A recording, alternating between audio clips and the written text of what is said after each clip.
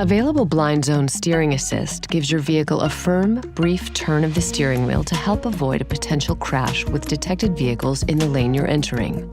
When enabled, blind zone steering assist works when you're in a forward gear at speeds above 30 miles per hour, and both lane keep assist and lane change alert with side blind zone alert are turned on.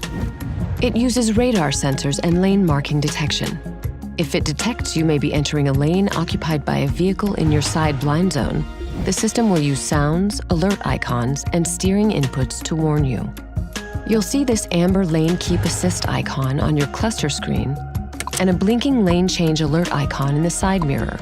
Hear 3 low beeps and feel a firm nudge against the steering wheel in the opposite direction from the detected vehicle, plus 6 safety alert seat pulses from the same direction as the detected vehicle. You can turn this feature on or off in the settings menu of your center display. Visit Cadillac.com/support for more information.